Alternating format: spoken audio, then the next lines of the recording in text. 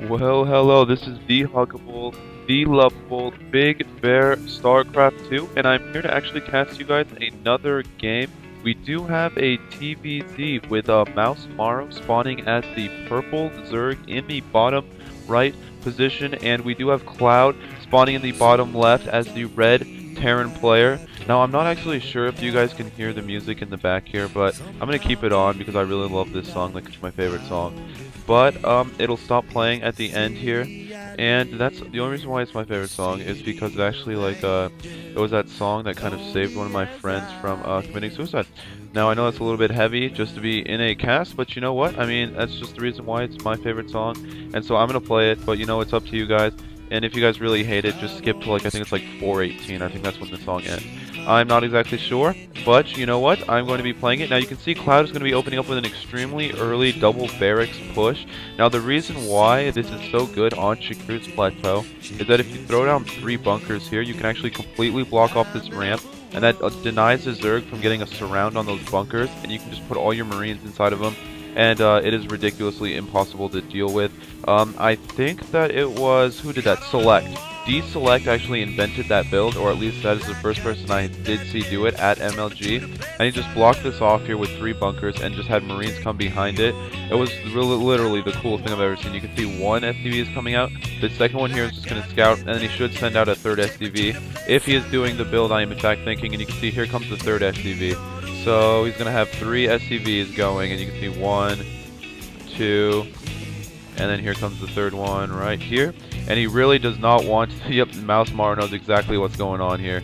So he's going to cry a little bit because I'm sure he's going to be pulling a lot more drones down. You can see there's all the drones coming down. But they might be actually just going for the transfer. And if mouzMARROW, if he lets all 3 of these bunkers get thrown down, then he will be in a huge amount of trouble. So you can see he's going to be pulling a lot of drones. But the only disadvantage to this is that he will actually be at a huge deficit in terms of mining because none of these drones are mining. But he really does need to stop this. So this is good play by Marrow. It is worth it to lose the mining time to not have 3 bunkers be thrown up at the top of your ramp here. And you can see that the Terran player really has the time, and it is now to actually build those 3 bunkers, and he really should be building them right now. There's the first one going down.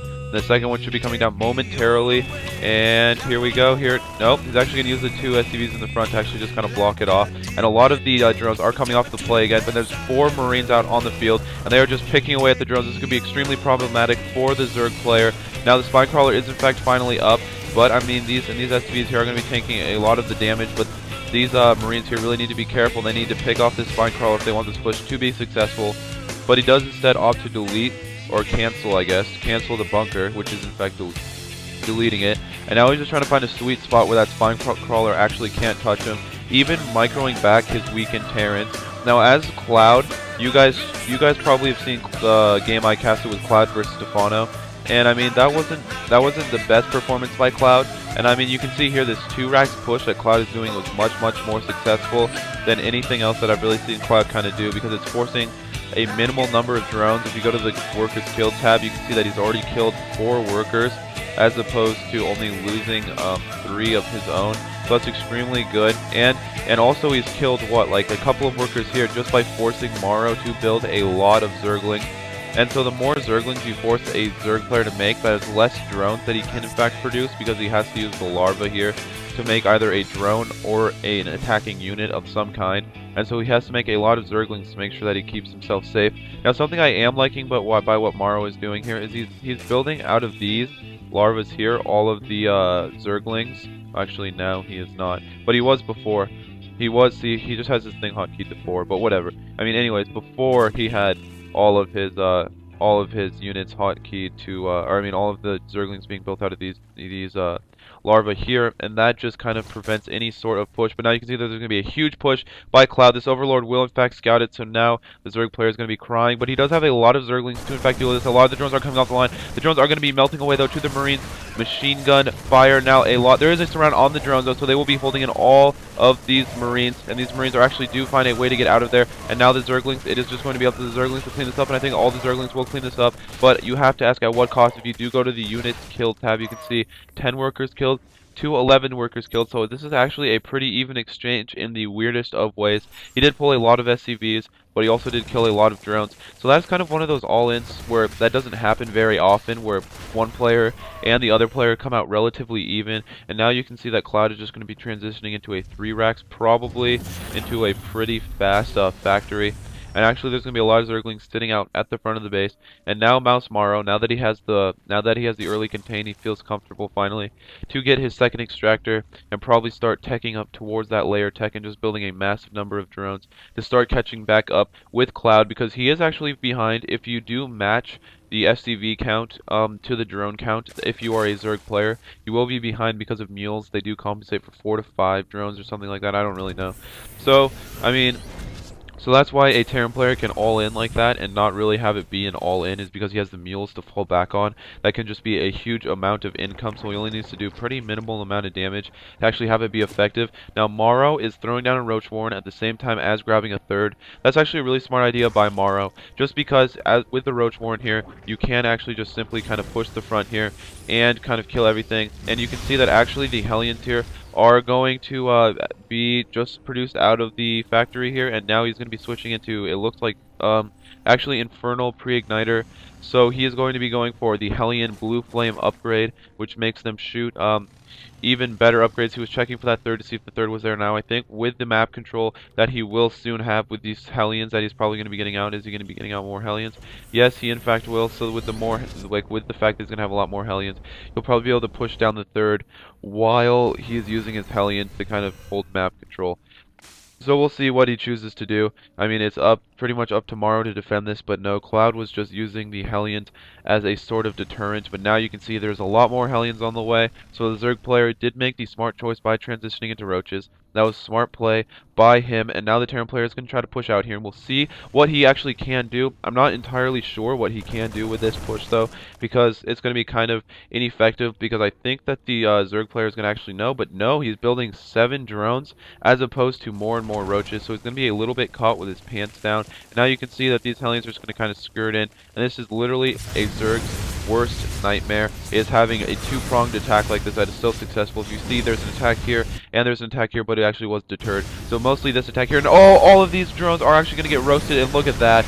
That is the Congo line you do not want to be in as a drone player. That is for sure. And so now mouzMARROW is going to be at a huge, extremely large deficit. All of these Hellions are doing an immense amount of damage, so very, very good play by Cloud. Not the best control from mouzMARROW. He is probably a little bit sad right now, as I would be as well. Now, a lot of the Hellions are going down, but they did do the amount of damage that Cloud really needed them to do, because now he can just start switching up into the siege tank so easily and go for that massive tank marine army that he needs. And if you go to the workers killed, you can see before he had killed 11, and now he has killed 45 drones. That's insane. 45 drones.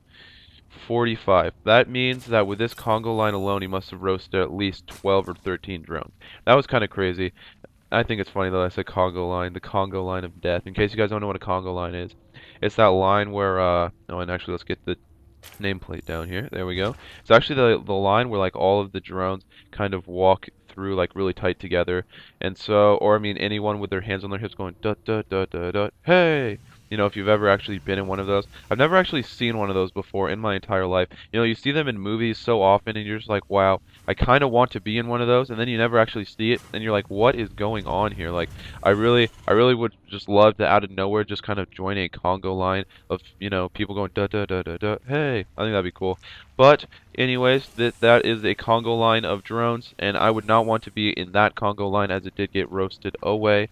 And there is nothing but the little ashes probably is still embedded into the creep of where the Hellions once did commit their genocide of the drones. Now this is a good time for Cloud to push out, because he has his siege tech. He has going to have his stim in just a little bit. You can see in about a minute. So he's going to use the siege tanks to really retain map control and kind of make the Zerg player a little bit fearful while grabbing a third.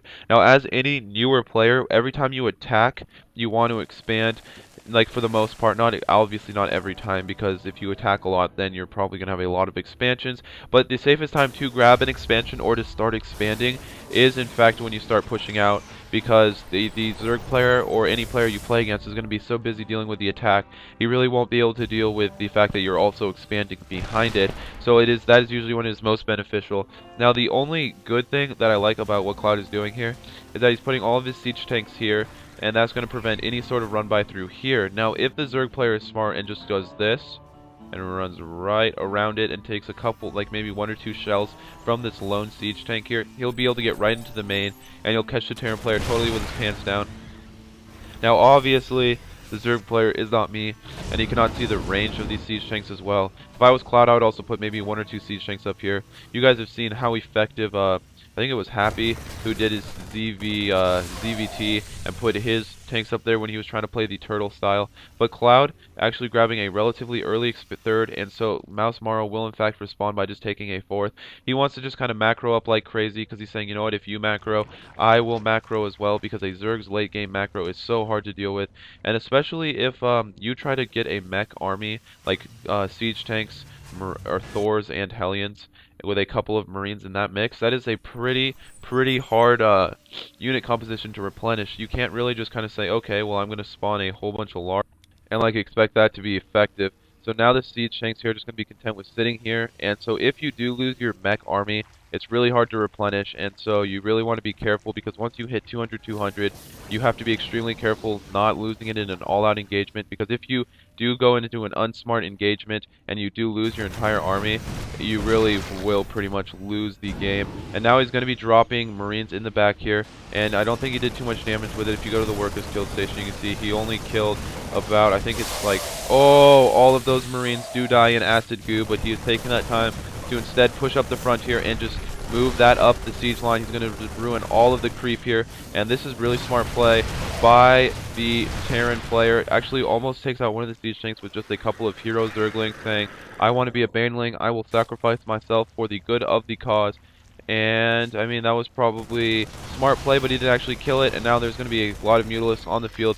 So mouzMARROW is probably going for that classic Korean style, where you see more of the North American players now leaning towards an infestor Baneling Zergling composition with like faster Ultralisks and whatnot, and faster Broodlords. You see more of the Zerg players here, the Korean players, actually opting for instead that continual Muta Baneling Zergling, and now there's going to be an engagement in here. All of the Marines actually do go down, and a lot of the Zerglings here are going to be moving in. The Roaches are going to also be pushing in here, and this siege tank line is going to get completely obliterated. And now if you look at the food count, you can see that the Zerg player is extremely behind. This push here into the natural expansion did an extremely high amount of damage. It's the damage he needs to do, because if you go to the workers killed, you can see 66 workers killed and 208 units killed.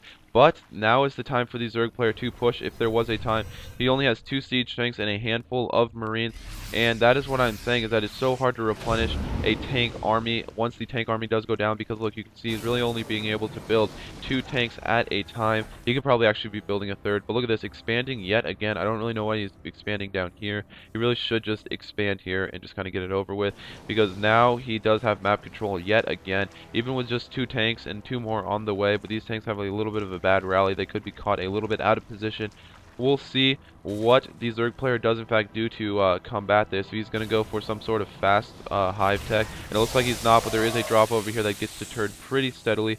So mouzMARROW is pretty much on top of those drops, on top of his gameplay here, and now he's going to split the 2 bases from each other, and that is probably the most frustrating thing to do if you are a Zerg player and you have to deal with this, where you siege up right at the ramp here and you split the 2 bases up. And I think that now would be the time for him to push in before it is too late. He has 2 armies here, 1 army here and the other army there, and now he's going to finally push in. All of the units are coming in, but there's very good micro by the Marines actually sit in the back of the base. All of the tanks do in fact go down. No, actually they do not. 2 tanks do remain. These tanks are saying, haha, I'm lucky I am not the guys at the back.